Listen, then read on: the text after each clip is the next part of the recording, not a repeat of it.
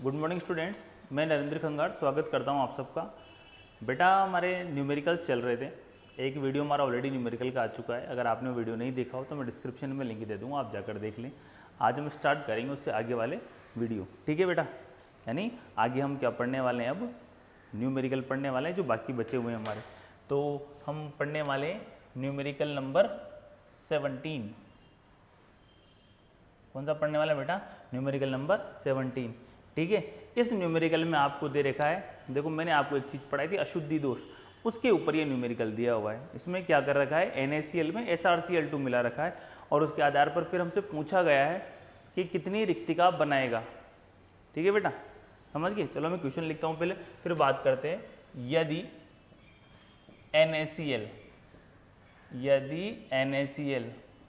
को, यानी NaCl में मिलेंगे, यदि NaCl को SrCl2 के, यानी NaCl में क्या मिलाएंगे, SrCl2 में, यदि NaCl को SrCl2 के 10⁻³ मोल प्रतिशत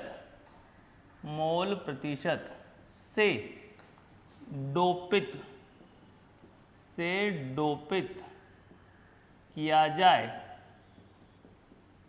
बेटा मैंने आपको जब अशुद्धि दोष पढ़ाया था ना, तो मैंने आपको बताया था कि डोपिंग क्या होती है, ठीक है। किसी भी चीज़ में किसी अन्य चीज़ की अशुद्धि मिलाना क्या कहलाती है, डोपिंग या अपमिश्रण कहलाती है। आपने वो वीडियो नहीं देखा हो, उसका भी मैं आपको लिंक दे दूंगा, आप उसको देख सकते हैं, ठीक है बेटा। तो क्या हो गया, यदि NaCl को SrCl2 के 10⁻³ मोल प्रतिशत से क्या किया जाए, डोपित किया जाए, तो अब हमें क्या करना है, रिक्तिका निकालना है। तो धन आयनों की रिक्तियों का सांद्रण, धन आयनों की रिक्तियों का सांद्रण क्या होगा, ठीक है बेटा। क्वेश्चन से क्लियर। NaCl में SrCl2 मिला रहे हैं तो कितनी रिक्तिका बनने वाली हमारे पास, ये पूछ रहा है, ठीक है। धन आयनों की रिक्तियों का सांद्रण क्या होगा, तो हम इसकी बात करते हैं। ये इसका सॉल्यूशन में हमें क्या दिया हुआ है, ये देखो सॉल्यूशन में दिया हुआ है हमें, मतलब क्वेश्चन में क्या दिया हुआ है वो सॉल्यूशन में लिखेंगे।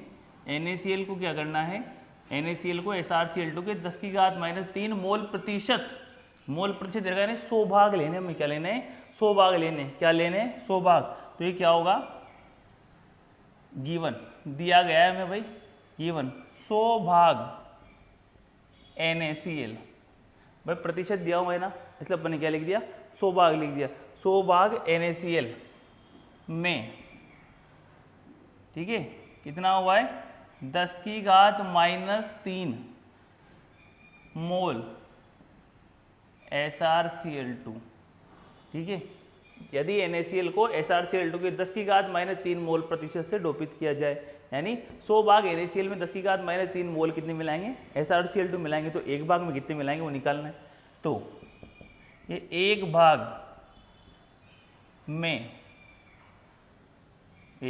NaCl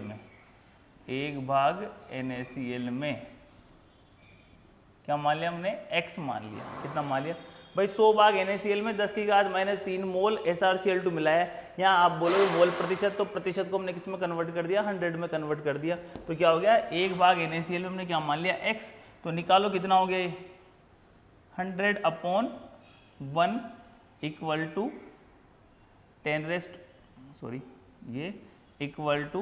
10⁻³ mole SrCl2/x। x की वैल्यू निकालनी है, तो x इजिकल टू कितना हो गया, देखो बेटा, 10⁻³ मोल SrCl2/100 हो गया।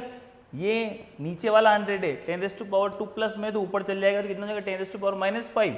तो ये x is equal to 10⁻⁵ mole SrCl2 हो गया बेटा। बट एक मोल बराबर कितना होता है, बट 1 मोल इजिकल टू 6.022 × 10⁻23, ठीक है। 23 हो गया ना, ये 1 मोल इक्वल टू, अब ये SrCl2 दे रहा है, SrCl2 के अणु होंगे इतने, तो इसको इससे मल्टीप्लाई कर देते हैं, तो ये क्या हो जाएगा, x इज इक्वल टू, ये हमारे पास की वैल्यू रखनी है हमें और कुछ नहीं करना, 10⁻⁵ इंटू 6.022 इंटू 10⁻23 SrCl2 हो गया भाई। तो x इज इक्वल टू कितना हो गया, ये देखो -5 और प्लस का 23 यानी कितना बचा, 6.022 इंटू 10⁻18 SrCl2। समझ गए बात को, क्या हुआ है देखो, यदि NaCl को SrCl2 को 10⁻³ मोल प्रति से डोपित किया जाए तो धन आयनों की रिक्तियों का सांद्रण क्या होगा। ठीक है, तो ये निकालो, 1 भाग NaCl में आ गया हमारा, 1 भाग NaCl में इतना होगा हमारे पास SrCl2, यानी इतने SrCl2 के अणु मिलाए जाएंगे किसके अंदर, 1 भाग NaCl के अंदर। तो आप जानते हो ये, चूंकि एक ये स्ट्रोंशियम आयन एक रिक्तिका उत्पन्न करता है, अतः कुल रिक्तिकाएं कितनी होगी, 6.022 इंटू 10⁻18। ठीक है, ये कुल रिक्तिकाएं हो जाएगी या कुल रिक्तिका हो जाएगी। समझ गए बात को, क्योंकि एक Sr+2 इतनी रिक्तिका उत्पन्न करता है। समझ गया ना बात को। चलो अगला क्वेश्चन देखते हैं, बेटा दो ना बेटा इसको।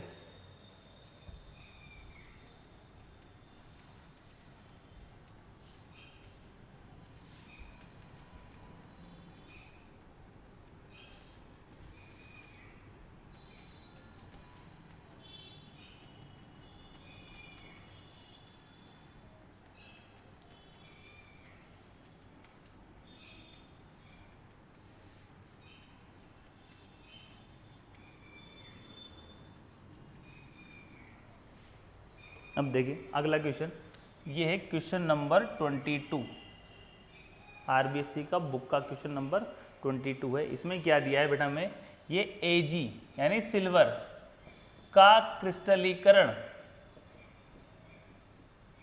सिल्वर का क्रिस्टलीकरण FCC जालक के रूप में होता है। क्या बोल रहा है वो, Ag क्रिस्टल के रूप में बनता है, कौन से जालक के रूप में, FCC जालक के रूप में बनता है। इसकी एकक कोष्टिका, इसकी एकक कोष्टिका के कोर, इसके एकक कोष्टिका के कोर की लंबाई, एकक कोष्टिका के कोर की लंबाई बोले तो A होगा ना, तो कितना क्या दिया हुआ है, 4.07 इंटू 10⁻⁸ सेंटीमीटर है। क्या बता दिया भाई, Ag का क्रिस्टलीकरण किसके रूप में होगा, FCC जालक के रूप में होगा। इसकी एकक कोष्टिका के कोर की लंबाई कितनी होगी, 4.07 इंटू 10⁻⁸ सेंटीमीटर है। ठीक है, तथा घनत्व भी दे रखा है, कितना होगा, 10.5 ग्राम प्रति सेंटीमीटर क्यूब हो। तो 3 आइटम देती है देखो बेटा में, FCC जालक के रूप में होता है, FCC जालक के रूप में इसका मतलब Z की वैल्यू कितनी होगी, 4। ठीक है, एकक कोष्टिका कोर की लंबाई A दे दिया, घनत्व D दे दिया। अब क्या पूछेगा, हो तो Ag का परमाणु द्रव्यमान ज्ञात करो, हो तो Ag का परमाणुीय द्रव्यमान ज्ञात कीजिए। ठीक है बेटा, चलो सॉल्यूशन की बात करते हैं हम। हमें क्या क्या दे रखा ये, चूंकि FCC जालक है, Z बराबर 4, क्या दिया हुआ है, A बराबर हमें 4.07 इंटू 10⁻⁸ सेंटीमीटर। स्मॉल d घनत्व भी दे रखा है हमें 10⁻, मतलब 10.5 ये ग्राम प्रति सेंटीमीटर क्यूब। अब हमें फॉर्मूला लगाना है कौन सा, देखो क्या ज्ञात करना है, परमाणु द्रव्यमान। घनत्व का फॉर्मूला लगाएंगे, D बराबर, पढ़ा है ना घनत्व का, घनत्व को स्पेशली मैंने तुम्हें बताया है क्या होगा, D बराबर Z into M upon a cube into Na। Na क्या है, अवगाद्रो संख्या है, Z की वैल्यू है, A क्यूब है, D है और M ज्ञात करना है। तो हमें यहाँ से M निकालना हो अगर, तो क्या होगा, D into a cube into Na upon Z, ये फाइंड आउट करना है अपन को, ठीक है। Na की वैल्यू हमारे को ऑलरेडी उसने क्या हुआ है, दी हुई है, अवगाद्रो संख्या की वैल्यू आप सब जानते ही हैं, तो रख देते हैं वैल्यू हम और क्वेश्चन को सोल्व करते हैं। तो ये कैपिटल M यानी परमाणु द्रव्यमान बराबर D की वैल्यू रख देते हैं 10.5 ग्राम प्रति सेंटीमीटर क्यूब। D की वैल्यू रख दी, A की वैल्यू कितनी दे रखी है हमें, देखो A की वैल्यू ये, अब A क्यूब है तो 4.07 इंटू 10⁻⁻8 सेंटीमीटर का होल क्यूब इंटू Na की वैल्यू 6.022 इंटू 10⁻23, ठीक है बेटा। और Z की वैल्यू कितनी होगी हमारे 4। चलो काटना स्टार्ट करते हैं। पहले तो ये सेंटीमीटर क्यूब माइनस वाला है और ये सेंटीमीटर क्यूब होगा तो इससे कट जाएगा, ठीक है। अब हमारे पास क्या होता है, ग्राम बचा। अब तुम चाहो तो इसमें लिख सकते हो, ये प्रति मोल होता है, ये मोल इनवर्स, ठीक है बेटा।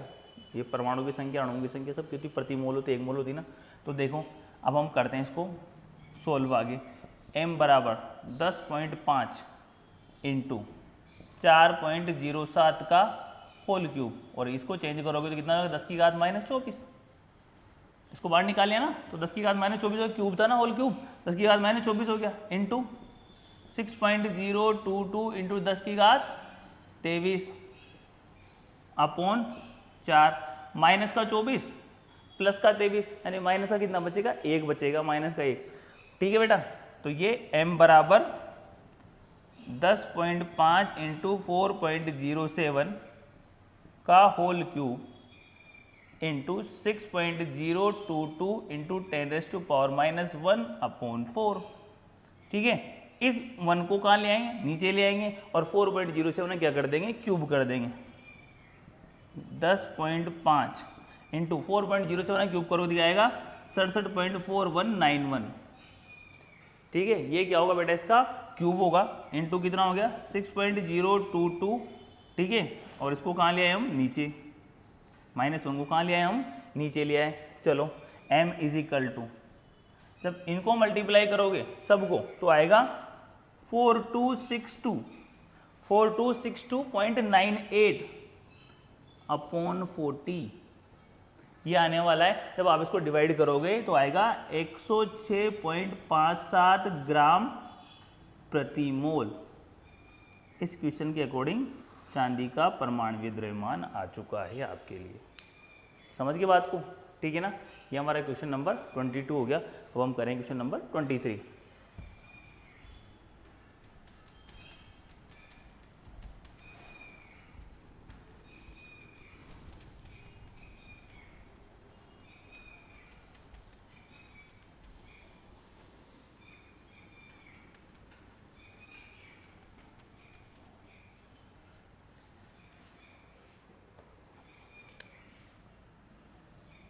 क्वेश्चन नंबर 23 एकक कोष्ठिका के ऊपर दिया है भाई, बताया उसके अंदर कि कोई भी हमारा एकक कोष्ठिका या कोई भी ठोस है वो 2 तत्वों से P व Q से मिलकर बना हुआ, एक तो कोनों पर, एक कहाँ है, अंत केंद्र पर है। तो फिर हमें क्या ज्ञात करना है, उसका सूत्र ज्ञात करना है, ठीक है। एक घनीय ठोस 2 तत्वों P व Q से मिलकर बना है, ठीक है बेटा। P और Q से मिलकर बना है। अब एक तो कोनों पर, वो एक कहाँ होगा, अंत केंद्र पर। तुम तुम्हारी इच्छा हो इसको लिख सकते हो, लेकिन तुम्हारी बुक में जो है वो P परमाणु को लिख रखा है, ठीक है। ये Q परमाणु अंत केंद्र पर अंतः केंद्र पर व p परमाणु कोनों पर, कहाँ हो गया भाई, q परमाणु तो कहाँ हो गया अंतः केंद्र पर, p परमाणु कहाँ हो गया, p परमाणु कहाँ हो गया, कोनों पर हो गया, ठीक है, कोनों पर स्थित है। तो यौगिक का सूत्र बताइए, ठीक है, तथा P व Q की उप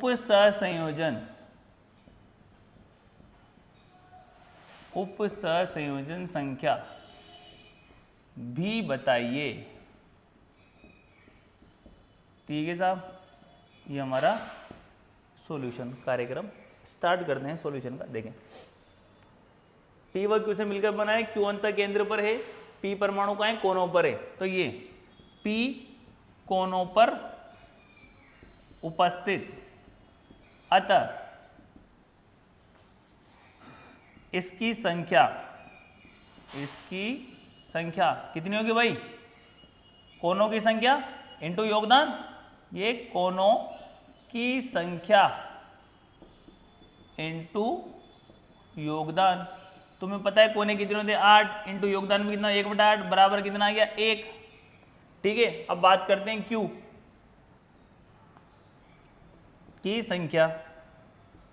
ठीक है, ये कितना हो गया 1 इंटू 1, कहाँ उपस्थित है अंतः केंद्र पर, इसीलिए 1 आ गया। सूत्र निकालो कितना हो जाएगा, ये P अनुपात Q बराबर 1:1, बोले तो सूत्र क्या आ गया, PQ आ गया ना, PQ। और दोनों की उपसर्जन संख्या कितनी होगी 8, क्योंकि Q क्या है अंतः केंद्र पर है, 8 कोनों पे उपस्थित गोलों से घिरा हुआ है, यानी 8, और जो कोनों पर है P वो 8 से तुम्हें पता है साजिद होता ही ऑलरेडी, तो इनकी उपसर्जन संख्या कितनी हो जाएगी 8। समझ गए बात को, चलो अगला क्वेश्चन कर दो। 23 हो गया, 24 करेंगे।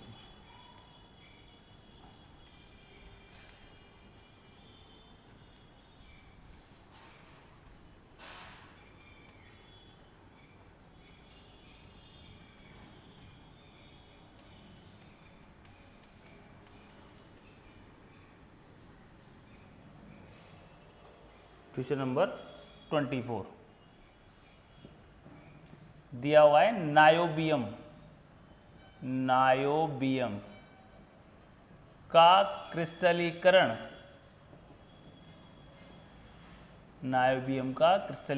अंतः केंद्रित, किसके रूप में, अंतः केंद्रित घनीय एकक कोशिका के रूप में होता है। अंतः केंद्रीय घन एकक कोशिका के रूप में, लेकिन हमारे पास नायोबियम दिया हुआ है, उसका क्रिस्टलीकरण किसके रूप में हो रहा है, घन एकक कोशिका के रूप में हो रहा है। अब इसका घनत्व देंगे, ठीक है, और परमाणु द्रव्यमान देंगे, और उसके आधार पर हमें त्रिज्या ज्ञात करनी है। ठीक है, यदि इसका घनत्व 8.55 ग्राम प्रति सेंटीमीटर क्यूब, 8.55 ग्राम प्रति सेंटीमीटर क्यूब हो तो इसके परमाणवीय द्रव्यमान का उपयोग करते हुए परमाणु त्रिज्या की गणना कीजिए। परमाणु त्रिज्या की गणना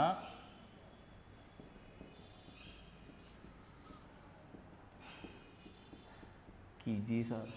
ठीक है बेटा, हमें क्या दे रखा है, घनत्व दे रखा है, सब कुछ दे रखा है, हमें R निकालना है। ठीक है, अब देखो अंतः केंद्रित घनीय एकक कोशिका अर्थात BCC, क्या दिया हमारे पास, BCC। ठीक है, ये BCC के लिए Z बराबर कितना होता है, 2 होता है ना। अंतः केंद्रित, एक तो अंतः केंद्र वाला, एक कोनों वाला, वो PQ वाला क्वेश्चन किया था ना, इसी के ऊपर डिपेंड करता है। ठीक है बेटा, z बराबर कितना हो गया 2, और क्या दे रखा है स्मॉल डी बराबर दे रखा है 8.55 ग्राम प्रति सेंटीमीटर क्यूब, एंड परमाणु द्रव्यमान दे रखा है। ठीक है बेटा, ये भी हो गया हमारा। अब देखो और हमें क्या ज्ञात करना है, परमाणु त्रिज्या ज्ञात करनी है।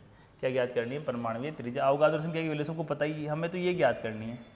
अब देखो ज्ञात किससे होगी, परमाणु त्रिज्या। परमाणु त्रिज्या का फॉर्मूला होता है, क्या होता है फॉर्मूला। बीसीसी के लिए जो फॉर्मूला होगा, मैंने जब आपको संकुलन क्षमता पढ़ाई थी ना, वहाँ पर आपको फॉर्मूला पढ़ाया था। अगर आपने वीडियो नहीं देखा हो तो उसका भी मैं डिस्क्रिप्शन में लिंक दे दूंगा, आप जाकर उसको पढ़ लें। ये बीसीसी के लिए स्मॉल r बराबर √3a/4। ठीक है बेटा, कितना हो गया √3a/4 हो चुका है हमारे। ठीक है ना। अब आप देखें इस बात को देखें कि √3 वैल्यू फिक्स है उसकी, ठीक है, और 4 कांस्टेंट, मतलब ये तो सब कांस्टेंट वैल्यू। ए, अब हमें ए तो दिया ही नहीं, तो ए तो फाइंड आउट करना पड़ेगा। ठीक है, फिर वापस वो में क्या लगाना पड़ेगा, घनत्व वाला फॉर्मूला लगाना पड़ेगा। यानी हमारे पास क्या है, डी बराबर डी तो दिया हुआ है हमारे पास already, z into M upon a cube into N A. अब हमें ज्ञात करना है इधर से ए क्यूब, तो हमें निकालो पहले तो, ये a cube is equal to z into M upon D into N A. बेटा z इसको कोई दो मत समझ लेना, ठीक है। चलो अब देखो वैल्यू रखते हैं। हमें पता है बीसीसी के लिए z is equal to 2 into ये 93, कहाँ गया भाई हमारा 93 ग्राम प्रति मोल। ठीक हो गया, ये m is equal to z हो गया, m हो गया। अब हमें किसकी वैल्यू रखनी है, d की वैल्यू रखनी है। d कहाँ गया हमारा, d दे रखा है हमें 8.55 ग्राम प्रति सेंटीमीटर क्यूब। ठीक है, क्या दे रखा है प्रति सेंटीमीटर क्यूब, घनत्व की वैल्यू प्रति सेंटीमीटर क्यूब में दे रखी। उसके अलावा हमारे पास क्या बचा Na, यानी अवगाद्रो संख्या रख देते हैं वैल्यू 6.022 इंटू 10⁻23। ठीक है भाई, हो गया ना। अब देखो सबसे पहले बात तो हमको करना क्या है, ये प्रति मोल है बेटा, तुम्हें पता ही हो तो। अब देखो हमें इनको काटना है, क्या क्या कट रहा है क्या क्या नहीं कट रहा। पहले तो ग्राम से ग्राम कट गया, मोल से मोल कट गया, सेंटीमीटर क्यूब बचा हमारा। क्या बचा, सेंटीमीटर क्यूब। वो भी नीचे वाला तो प्लस में ले जाएंगे तो ऊपर क्या हो जाएगा, प्लस वाला सेंटीमीटर क्यूब हो जाएगा। तो देखो बच क्या रहा है वो देखते हैं। A cube is equal to 2 into 93 upon 8.55 into 6.022 into 10⁻23 और ये सेंटीमीटर क्यूब। इसको ऊपर ले गए तो कहीं में आ गया ये प्लस में आ गया, मतलब सेंटीमीटर क्यूब को मल्टीप्लाई में लिख दिया ना, नीचे से हटाकर ऊपर लिख दिया तो माइनस में था तो कहीं में आ गया प्लस में आ गया। ठीक है बेटा, अब इसको सोल्व करोगे, देखो बेटा सोल्व तो तुम डिवाइड तुम्हें करना पड़ेगा। ठीक है, आंसर आएगा 3.613। जब इसको डिवाइड करोगे 3.613 और ये 10⁻⁻⁰ वोल्ट ऊपर ले जाओ 10⁻⁻23। आंसर किस में आएगा, सेंटीमीटर क्यूब में। और सॉर्ट आउट करो इसको छोटा, तो ए क्यूब इज इक्वल टू कितना हो जाएगा 36.13 इंटू 10⁻⁻24 सेंटीमीटर क्यूब। हो गया भाई, हो गया ना। अब देखो अब हमें इसमें से निकालना है ए, तो ए बराबर, इसको देखो चेंज करो किसके अंदर, ए में चेंज करना है, क्यूब को हटाकर ए में चेंज करना है। तुम्हें पता है जब 10⁻⁸ का क्यूब करते हैं 10⁻24 पहुंचा देते हैं तो इसका क्या हो जाएगा 10⁻8 सेंटीमीटर क्यूब क्या हो जाएगा सेंटीमीटर। और इसको भी चेंज करना है तो कितना हो जाएगा 3.304 इंटू 10⁻⁸ centimetre. That is the a की वैल्यू आ गई।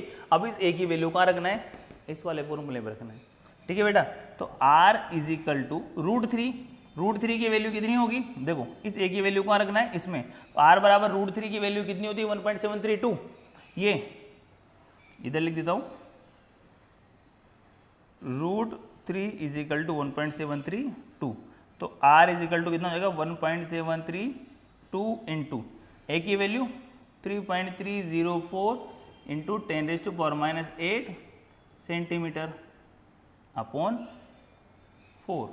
ये हो गया। अब आपको क्या निकालना है, आर की वैल्यू, इसको क्या करना है, आपको सॉर्ट आउट करना है। तो जैसे अब आप आर की वैल्यू निकालोगे तो आएगा 1.4306 इंटू 10⁻⁻8 सेंटीमीटर। ठीक है बेटा, इसको चेंज करोगे 10⁻⁻10 मीटर, फिर इसको चेंज कर दो 1.143.06 लिख दो, तो फिर किसमें चेंज हो जाएगा, पिकोमीटर में चेंज हो जाएगा। यानी आर इज इक्वल टू कितना हो जाएगा 143.06 पिकोमीटर। ठीक है बेटा, ये इसका क्या हो गया, सॉल्यूशन हो गया। अब हम पढ़ेंगे अगला क्वेश्चन।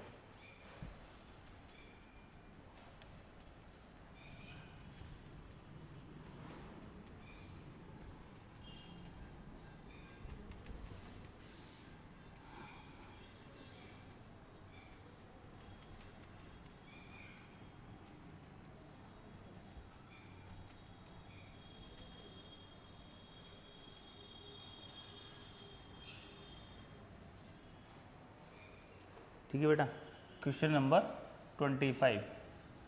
विश्लेषण द्वारा ज्ञात हुआ कि निकल ऑक्साइड, या निकल भी लिख सकते हो, निकल ऑक्साइड का सूत्र, निकल ऑक्साइड का सूत्र, ये Ni 0.98, ये O 1.0 है। ठीक है, ठीक है बेटा, है, ठीक है। तो निकल आयनों, तो निकल आयनों का कितना अंश, निकल आयनों का कितना अंश Ni+2, देखो क्या पूछ रहा है वो, हमें कोई निकल ऑक्साइड दिया हुआ, उसका सूत्र है 0.98, मतलब निकल तो उसमें क्या है 0.98 और ऑक्सीजन क्या है पूरा एक है, मतलब इस अनुपात में ये है। तो अब हमें ज्ञात करना है Ni+2 आयनों की, निकल आयनों का कितना Ni+2 व Ni+3 आयनों के रूप में उपस्थित होगा। यानी उसने 0.98 तो हमें वैल्यू दे दी। अब हमें Ni+2 कितने इसके अंदर, भाई सीधी सी बात है ना, निकल ऑक्साइड है, ठीक है, उसने ऐसा दे दिया। अब हमें पता नहीं इसके अंदर कौन सा Ni+2 में है या Ni+3 में है, या कौन सा कितना कितना है, तो उसकी वैल्यू में फाइंड आउट करनी है। ठीक है, तो देखो सबसे पहले हम मान लेते हैं किसी की एक को। ठीक है, ये माना ये निकल+2 आयनों की संख्या, आयनों की संख्या बराबर कितनी मान ली, x मान ली। हमने मान लिया निकल आयनों की संख्या कितनी, x, तो इस पर आवेश कितना होगा 2x। ठीक है, अतः क्योंकि एक निकल आयन पर कितना आवेश है 2, तो संख्या से कितना हो जाएगा दुगना, अतः Ni+2 आयनों पर आवेश 2x हो गया। ठीक है बेटा, अब देखो आगे बात करते हैं। इसी प्रकार नहीं, इसी प्रकार अतः Ni+3 आयनों की संख्या, अब देखो हमने एक की संख्या मान ली x, तो दूसरे की क्या होगी 0.98 में से x को माइनस करना पड़ेगा। Ni+2 माइनस आयनों की संख्या, तो कुल आयनों की संख्या 0.98 माइनस Ni+2 आयनों की संख्या होगी, ये हमारे पास क्या होगी Ni+3 आयनों की संख्या। तो अब आगे लिखते हैं Ni+3 आयनों पर आवेश कितना होगा भाई, इसका 3 गुना हो जाएगा ना, तो ये 3 × 0.98 माइनस x हो गया बेटा, निकल+2 आयनों पर आवेश हो गया। अब देखो ऑक्साइड है, तो ऑक्साइड पर तुम्हें पता है ऑलरेडी आवेश होता है -2। ठीक है, तथा ऑक्साइड आयन, ऑक्साइड आयन कितने होते बेटा, वो -2 होते ना, ऑक्साइड आयन पर उपस्थित आवेश बराबर कितना है -2। ठीक है, ये चूंकि यौगिक उदासीन है, यौगिक उदासीन है, अतः कुल आवेश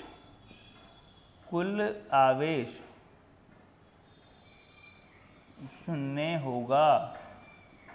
ठीक है ना, कुल आवेश कितना होगा भाई? शून्य होगा। तो ये लो साहब, शून्य होगा तो क्या करना है भाई?